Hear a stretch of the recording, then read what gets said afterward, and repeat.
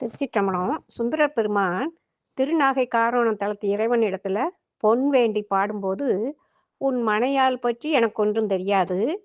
முருகனோ சின்னப் பையன், அவனிடம் எதுவும் கேட்க முடியாது. கணபதியோ எப்போதும் உணவை தின்று கொண்டே இருப்பவன், அவனுக்கு ஒண்ணுமே தெரியாது. என் குறையை அவனிடமும் சொல்லியும் பயனில்லை. நீ பொன்னைத் தரவில்லை என்றால், உன்னை இறுக கட்டிப்பிடித்துக் கொள்வேன், எங்கும் போகாதவாறு என்றும், எனக்கு உதவுவார் உன்னையன்றி ஒருவரும் இல்லை என்றும் உருகிப் பாடுகின்றார்.